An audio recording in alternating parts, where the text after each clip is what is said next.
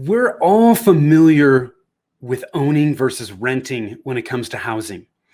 Most people don't think about the same concept when it comes to marketing, but we should.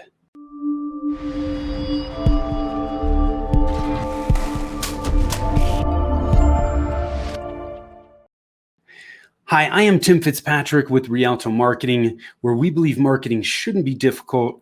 All you need is the right plan. Thank you so much for taking the time to tune in. So I'm going to dig into this concept today of owning versus renting when we talk about marketing.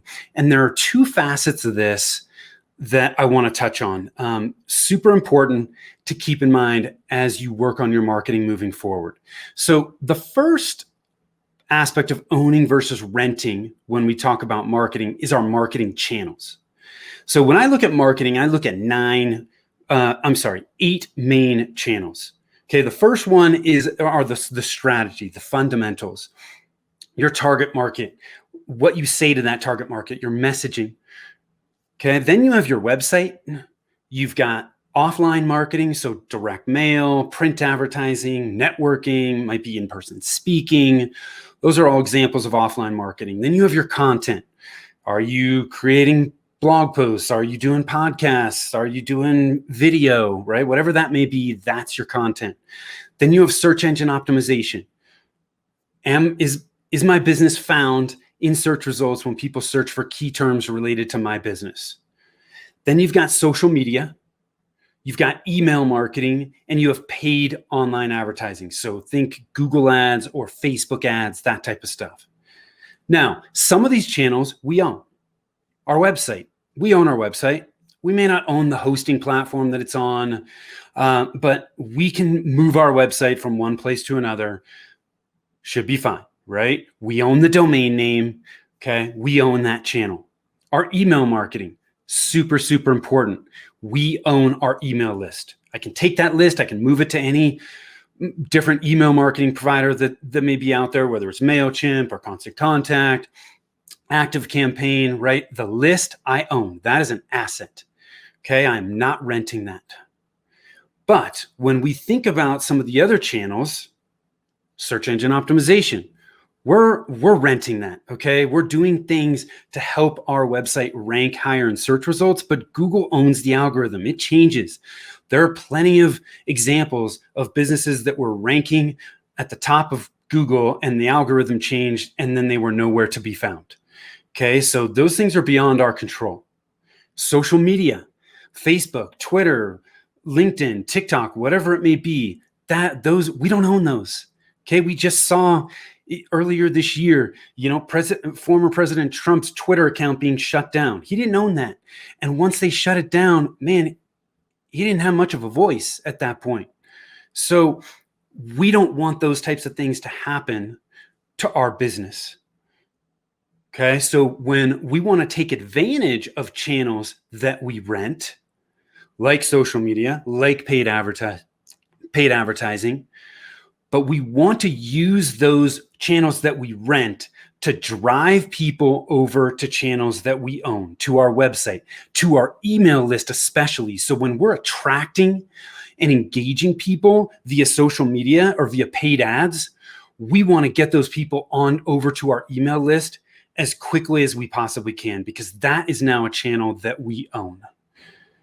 Super, super important. So as you're thinking about the marketing channels that you're using within your business, it's okay to use marketing channels we rent, and we should, but we want to make sure we are not reliant 100% on those channels we are renting, and we want to get those people over to channels that we own. Super important. Now, the second aspect of owning versus renting in marketing is with the actual implementation and the execution of our marketing. Who's managing our social media? Who's doing the blog posts or creating the videos? Who's handling our website? And most businesses fall into the camp where it's a blend. They're handling some of the implementation and execution in-house, and then they're outsourcing other aspects of it. Okay, there's no right or wrong answer here. You just need to keep in mind there's a couple mistakes that I see people making when they're looking at owning versus renting. Some people fall into the trap of I've got to own everything, And what they do is they hire somebody, a marketing manager, or some type of entry-level marketing person. Okay, I don't care what you call it, but that person is a $40,000 to maybe $70,000 a year position, and they think that that one person can manage their entire marketing efforts. They're expecting a $40,000 to $70,000 a year person, in some cases, to do well into the six-figure comp range work. It is not going to happen. It is not realistic.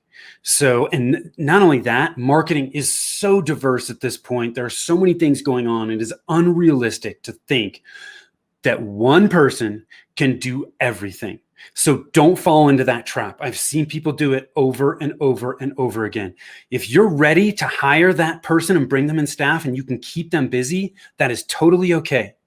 But I think it is really important to make sure that you still have that marketing consultant or that marketing agency driving the overall plan. Okay. If you don't have that capability yourself as the business owner, which a lot of times, some business owners are great at marketing. And if you are, then awesome. You don't need to worry about it. But if that's not your thing, you're not capable of doing that, own that, have the awareness to know that, and hire somebody who can drive that for you. But you've got to be realistic about the capabilities and the knowledge that you have in-house. If you've got it in-house, great, do it. But if you don't, it's okay to hire it out. Work with the coach, work with the consultant or an agency to drive those things. But just make sure that there is one person who has the knowledge of what's going on and driving the entire thing. Because that's another mistake I see businesses make all the time, is they're outsourcing and they got a web person and they got a social person and they may have somebody doing SEO, but no one person is driving the entire effort. And when that happens, the plan becomes totally disjointed. The left hand is not working in concert with the right. Okay. So avoid those two mistakes when you're looking at owning versus renting, when you're talking about marketing implementation and execution. So I hope you found this helpful. It's a really important distinction to think about that most people skip. If you start to work on this and you're running into roadblocks, ceilings, and you need some outside eyes, please feel free to pop on over to our website, rialtomarketing.com. That's RIALTO marketing.com. Click on the Get a Free Consultation button. Be happy to give you some outside eyes, help you get some clarity on where you need to focus your marketing efforts right now and push through those roadblocks. So hope you found that helpful. Thank you so much for taking the time to tune in. Till next time, take care.